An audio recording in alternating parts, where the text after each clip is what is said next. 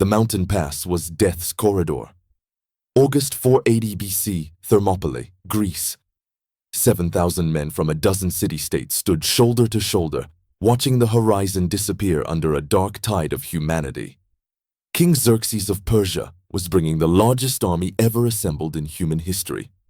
Ancient sources claimed over 1 million soldiers. Modern historians estimate 200,000 to 300,000. An invasion force so vast it required a bridge of boats across the Hellespont, so numerous it drank rivers dry, so massive it took 7 days just to cross into Europe. Against this apocalyptic horde stood not just 300 Spartans, but 7,000 Greeks from across Hellas, united in desperate alliance. Every military calculation said they should scatter and hide. But in the next 3 days, you'll witness how unity, terrain, and refusal to submit transformed an impossible defensive stand into the battle that saved Western civilization. To understand why 7,000 Greeks gathered at Thermopylae, you need to grasp what was at stake. The Persian Empire stretched from India to Egypt, commanding resources that dwarfed Greek imagination. Xerxes, son of Darius the Great, ruled over 50 million subjects. His father had tried invading Greece a decade earlier, defeated at Marathon by 10,000 Athenians. That humiliation burned in Persian memory. Now Xerxes came not for conquest alone, but for revenge, for absolute submission, to erase Greek independence from existence.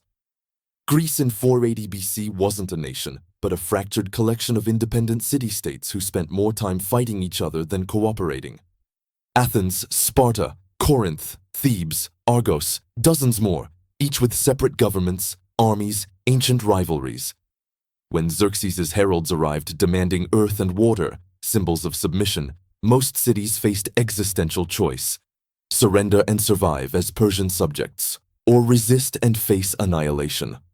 Many chose submission, but a coalition of the brave chose war. The Greek strategy was born from desperation. They couldn't face Persia's army in open battle. Numbers would crush them absolutely. But Greece's mountainous terrain offered slim hope. At Thermopylae, meaning hot gates for thermal springs nearby, the coastal pass narrowed to barely 50 feet at its tightest point. Mountains on one side, sea on the other. A natural bottleneck where thousands could hold against hundreds of thousands. If Greeks could delay Persians here while their fleet engaged at nearby Artemisium, they might buy time to evacuate cities and prepare final defenses.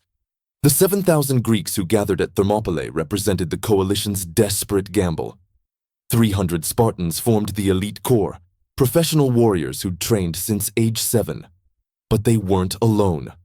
700 Thespians, citizen soldiers from a small city that sent every fighting man it had. 400 Thebans, whose loyalty was questioned since Thebes had Persian sympathies. 1,000 Phocians assigned to guard the mountain path. Then contingents from Corinth, Mycenae, Phlius, Arcadia, and other cities. Not all came willingly. Some were hostages, some came for glory. But all understood the stakes. This story reaches you in English, the language connecting nations from Manchester to Melbourne, from Boston to Bangalore, from Toronto to Cape Town. I'm curious, from which corner of the English-speaking world are you watching? Each nation has faced its own moments when the few stood against the many, when ordinary people became extraordinary. That's why this story still resonates. Command fell to Leonidas, one of Sparta's 2 kings. At 60, he was ancient by warrior standards but remained lethal. The oracle at Delphi had prophesied that either Sparta would fall or a Spartan king must die to save it. Leonidas understood his mission's true nature. He was going to die. The question was how many Persians he'd kill first, and whether his death would inspire Greece to unity. His 300 Spartans were hand-picked men with living sons to continue bloodlines. But the other 6,700 Greeks were equally brave, equally committed, equally aware this might be a one-way march. When the coalition arrived at Thermopylae, they found the ancient Phocian wall across the pass, crumbled and waist-high. Every Greek contingent contributed labor rebuilding it, Spartans alongside Thespians, Corinthians beside Arcadians. For perhaps the first time in Greek history, traditional rivals worked as brothers. Behind this reconstructed wall, with mountains at their backs, they would make their stand together. Then scouts brought word. The Persian army was 3 days away. The dust cloud was visible 20 miles distant. The sound carried on the wind, a rumbling like approaching earthquake. When the vanguard finally appeared, even veteran warriors felt their courage waver. This wasn't an army. This was a migration of nations mobilized for war. Cavalry from a dozen cultures, infantry in countless styles of armor, siege equipment, supply trains stretching to the horizon. The Greeks had never seen anything like it. Many had never seen more than a few thousand men gathered in one place. Xerxes, according to Herodotus, sent scouts who returned with bizarre reports. The Greeks weren't fleeing. They were exercising, preparing, acting as if they intended to fight. The Spartans were combing their long hair, a ritual before battle. Xerxes laughed at their madness. His advisor Demaratus, an exiled Spartan king, warned him, "These men have come to fight us for the pass, and they are preparing for that. It is their custom to groom their hair when they are about to risk their lives." Xerxes still didn't understand. But he was about to learn that 7,000 Greeks fighting for their freedom, their families, their very existence, were worth 300,000 slaves fighting because they were commanded to. The coalition that gathered at Thermopylae was unprecedented in Greek history. City-states that had warred against each other for generations now stood united against existential threat. At the center stood the 300 Spartans, professional warriors who formed the unbreakable core.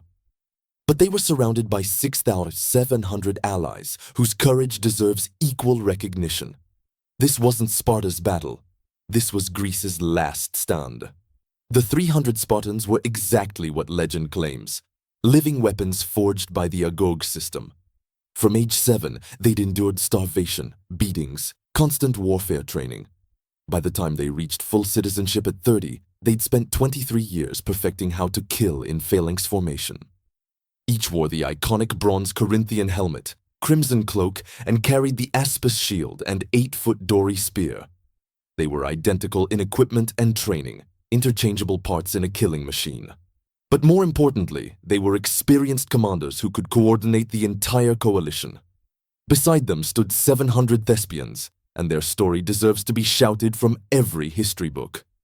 Thespiae was a small city that sent literally every fighting-age man it had. These weren't professional soldiers. They were farmers, craftsmen, merchants who'd picked up spears to defend Greece. They lacked Spartan training, but what they had was even more powerful. They'd chosen to be there. When the final stand came, they'd refuse evacuation just like the Spartans, dying to the last man. History remembers the 300, but the 700 Thespians showed equal courage. The 400 Thebans present a complicated story. Thebes had Persian sympathies, and these men were essentially hostages, insurance for their city's behavior. Ancient sources claim they were forced to be there. But when the final day came, most chose to fight and die rather than surrender. Even men brought as prisoners found courage in the company of Spartans and Thespians. That says something profound about how bravery spreads like wildfire among men facing death together. 1,000 Phocians were assigned crucial duty, guarding the Arcadia path, the mountain trail that bypassed Thermopylae. They'd be stationed on the heights, the last defense against flanking. Their failure would doom everyone. But that failure was still days away. For now, they were brothers in arms with the coalition below. The other contingents completed the alliance. 400 from Corinth, one of Greece's richest cities. 80 from Mycenae, the legendary city of Agamemnon. 200 from Phlius, 200 from Arcadia. Smaller groups from other cities. Each contingent brought different fighting styles, different equipment, different levels of training. But they all brought courage and determination to stop Persia or die trying. If this story of unity against impossible odds, of traditional enemies becoming brothers, of ordinary citizens standing beside professional warriors, is inspiring you, then you need to subscribe to Battle Depot and hit that like button.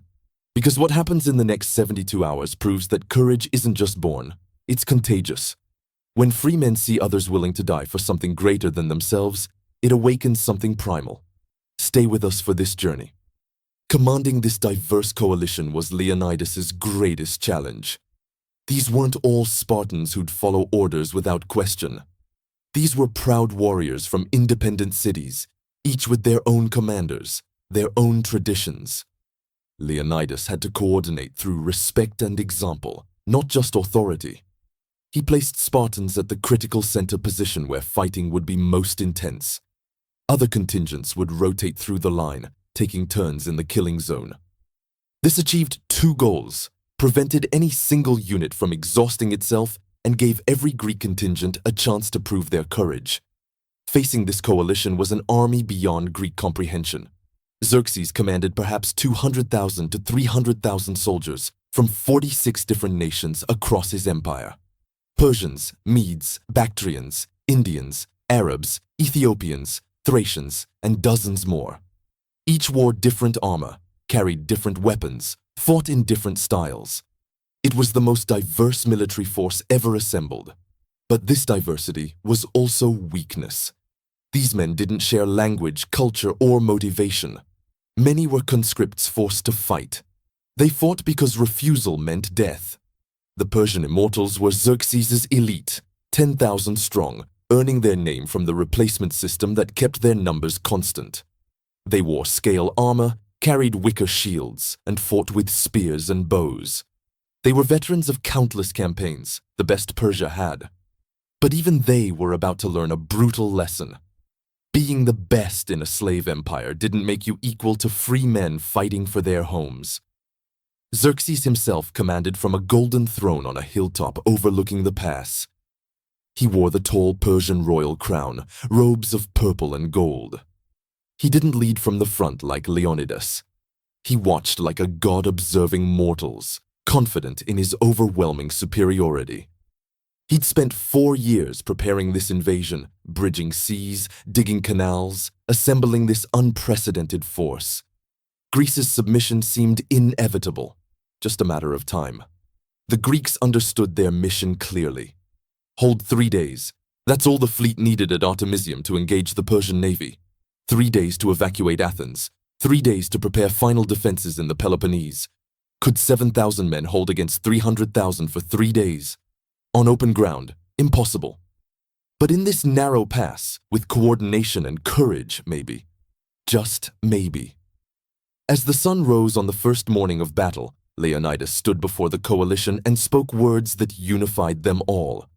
Tonight we dine in Hades, but we dine as free men. Day 1 began with Persian contempt. Xerxes sent 10,000 Median infantry first, expendable troops he assumed would overwhelm the Greeks through sheer weight. They advanced in loose formation, carrying wicker shields and short spears. As they entered the narrow pass, terrain compressed them into a dense mass. Perfect. Leonidas gave the signal. The Greek phalanx advanced as one organism, 7,000 men moving in perfect coordination. What followed wasn't battle, it was systematic slaughter.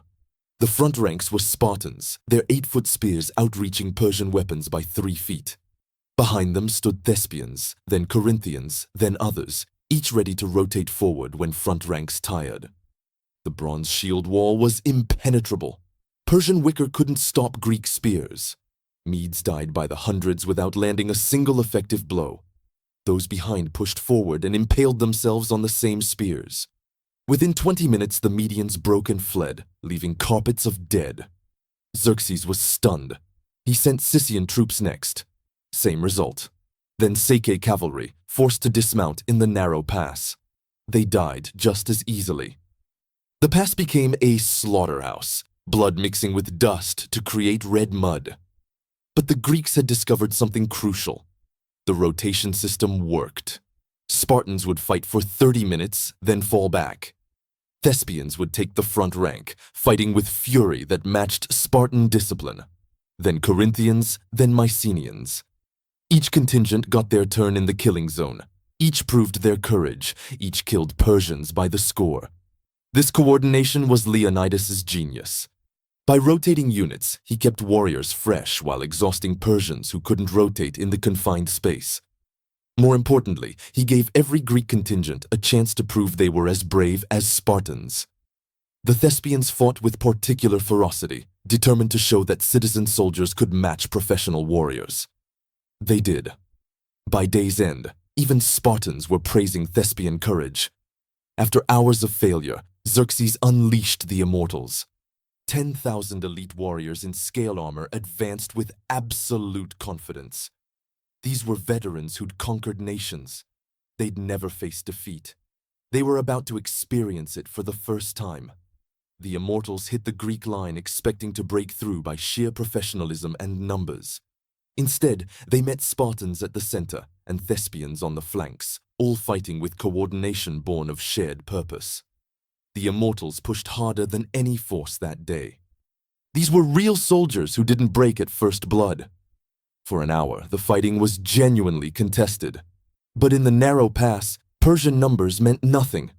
Only the front rank could fight, and in that front rank, Greeks were simply superior. Spartan spearwork was surgical, decades of training making every thrust lethal. When Thespians rotated to front, they fought with the fury of men defending their homes. The Immortals bled just like everyone else. As sun set on day one, the Immortals withdrew. They'd lost perhaps 1,000 men and gained nothing. The pass was so choked with Persian dead that burial details worked through the night. Every Greek contingent was bloodied, exhausted, but unbroken. Around campfires that night, Spartans, Thespians, Corinthians, and others who'd been strangers days before now embraced as brothers. They'd faced the Persian Empire's finest and beaten them. If they could do it once, they could do it again. Day 2 was grinding horror. Xerxes sent wave after wave. Different ethnic contingents, different tactics, same result. The Greek phalanx held. The rotation system continued. Phocians took their turn at front and fought well. Mycenaeans proved descendants of Agamemnon's warriors. Even the Theban hostages, given the chance to prove loyalty, fought with unexpected courage. The coalition was forging itself in blood and fire into something unprecedented. A truly united Greek force. At midday, Persian commanders tried a new tactic. If they couldn't break the phalanx in close combat, they'd kill Greeks at distance. Thousands of archers advanced, drawing their bows. The sky turned black with arrows, so many that they literally blocked out the sun. A Spartan warrior named Leonidas, seeing the arrow storm approaching, quipped to his Thespian comrade, "Good, then we shall fight in the shade." Both contingents raised shields in overlapping testudo formation. Arrows rattled off bronze like hail on a roof. When the barrage ended, the phalanx stood unchanged. The killing resumed. By evening of day 2, something remarkable was happening in the Persian camp. Soldiers were refusing to advance. Officers had to use whips to drive men toward the pass. Persian morale was cracking. They'd lost perhaps 15,000 to 20,000 men in 2 days without gaining an inch. Whispers spread that Greeks were demons, that Spartans couldn't be killed, that the gods favored the defenders. Xerxes' reputation was at stake. Then salvation arrived in betrayal's form. A Greek named Ephialtes came to the Persian camp. For gold, he'd show them the mountain path around Thermopylae. Dawn of day 3 arrived with the bitter taste of betrayal. During the night, Xerxes had sent his Immortals under Commander Hydarnes up the mountain path Ephialtes had revealed.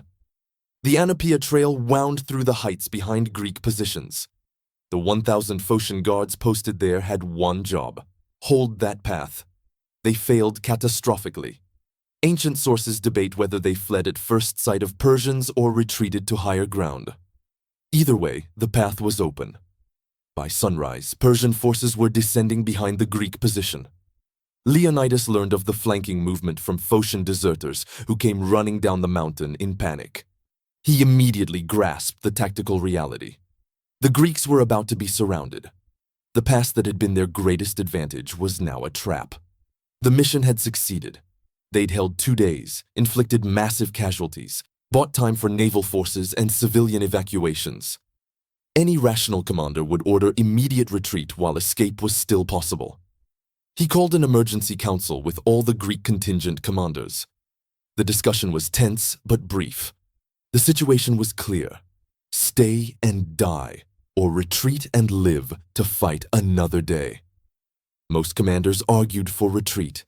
They'd done their duty. There was no shame in withdrawing now. But someone had to delay the Persians long enough for the others to escape down the coastal road. That required men willing to die.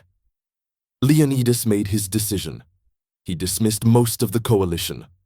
4,000 Greeks were ordered to retreat south immediately, while the path was still open.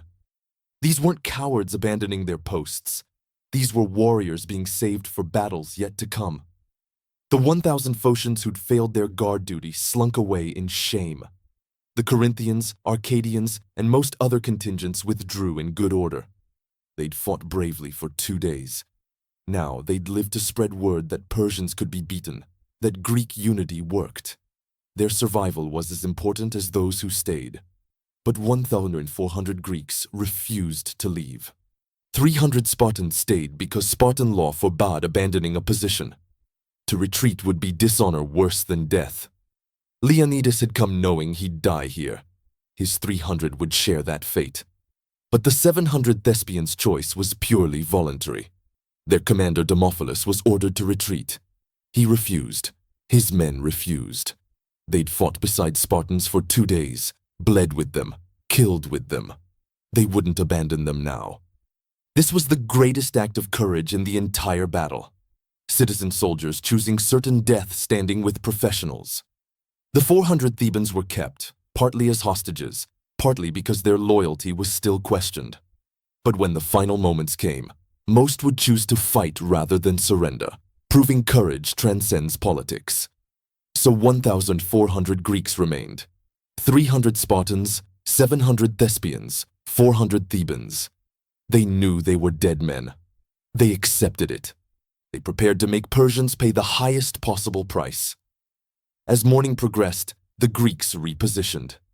They moved from behind the wall to the widest part of the pass, giving themselves room to maneuver. They weren't defending anymore. They were attacking, taking the fight to Persians with nothing to lose.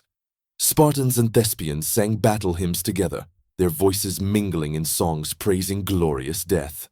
The Thebans, watching these men prepare to die with such calm determination, found their own courage.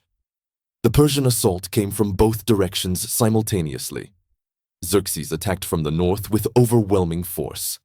Hydarnes's Immortals pressed from the south, from the mountain path behind them. The 1,400 Greeks were caught in a closing vise. But even surrounded, they remained deadly. They formed back-to-back formations, Spartans facing north, Thespians facing south, Thebans filling gaps.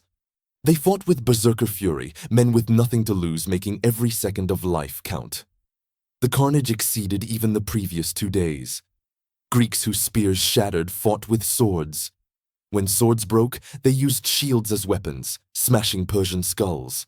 When shields were lost, they fought with hands, strangling enemies, gouging eyes.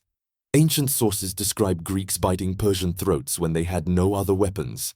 This was warfare stripped to its most primal essence, human beings becoming animals defending their last ground.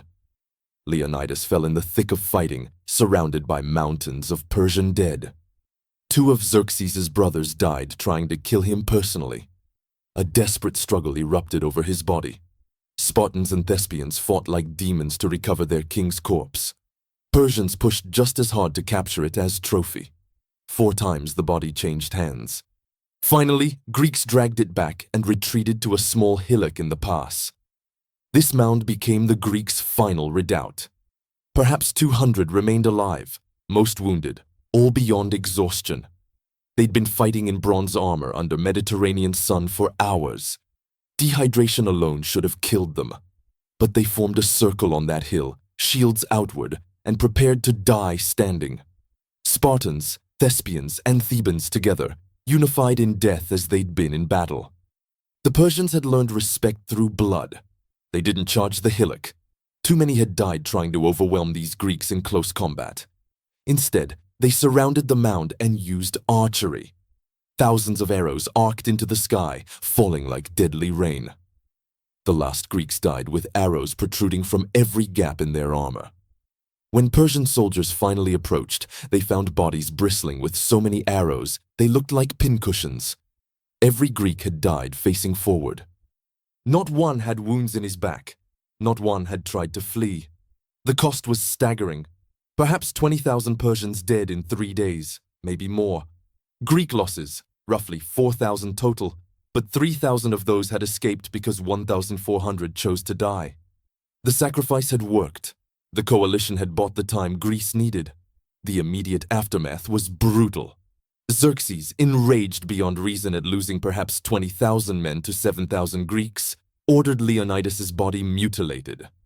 The Spartan king was beheaded, his head mounted on a stake, his body crucified. It was meant as supreme insult, desecration of the enemy commander. But Xerxes didn't understand Greeks. Leonidas had achieved exactly what he'd come to do. Buy time, inflict massive casualties, prove Persians could be beaten. His death changed nothing about his victory. The strategic impact became clear within weeks. Those 3 days of delay had been absolutely crucial. While 7,000 Greeks held Thermopylae, the Greek fleet at Artemisium fought the Persian navy to a standstill. When Thermopylae fell, both forces withdrew, but the mission had succeeded. Athens was evacuated completely. Over 200,000 civilians were shipped to safety. When Xerxes' army marched into Athens in late August, they found an empty city. They burned abandoned buildings, a hollow victory against stone and wood. But the real payoff came at Salamis. In September 480 BC, barely a month after Thermopylae, the Greek fleet lured Persians into the narrow straits of Salamis. There, in confined waters where Persian numbers couldn't deploy effectively, Greek triremes destroyed the Persian fleet. It was Thermopylae reversed. Greeks using narrow space to negate enemy superiority.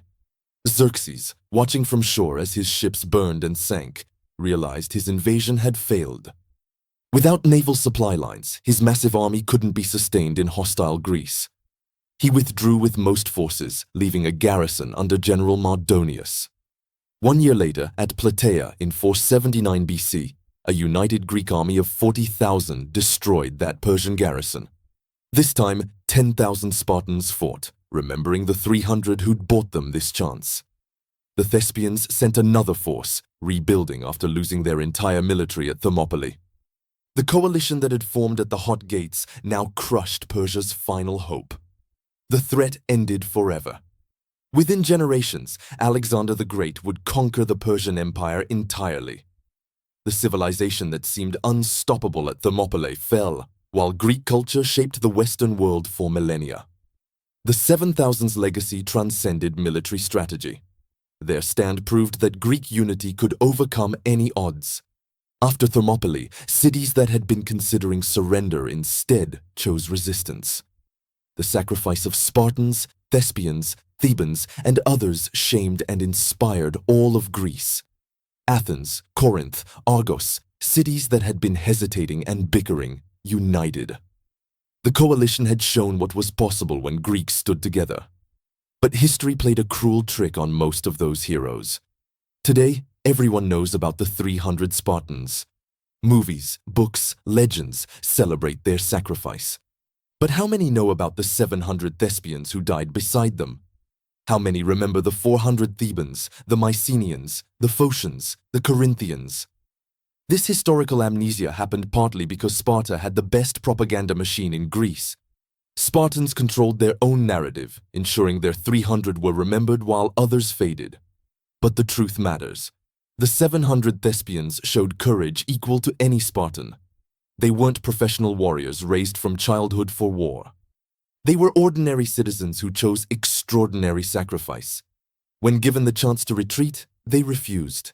They died to the last man, just like the 300. Their city of Thespiae was so devastated by the loss that it took generations to recover. They deserve to be remembered with the same reverence we give Spartans. Military lessons from Thermopylae remain relevant today. Terrain can neutralize numerical superiority. Unity of purpose matters more than unity of origin. Morale and determination are weapons as deadly as bronze and steel. The coalition didn't win because they had better equipment. Persians had excellent gear. They didn't win through tactical innovation. Phalanx warfare was centuries old. They won because 7,000 free men fighting for their homes and families were worth 300,000 subjects fighting because they were forced to. The cultural impact shaped Western civilization's DNA. The concept of free citizens standing together against tyranny became foundational to Western political thought. From the American Revolution to modern democracies, the idea that free people united in common cause are unstoppable traces back to Thermopylae.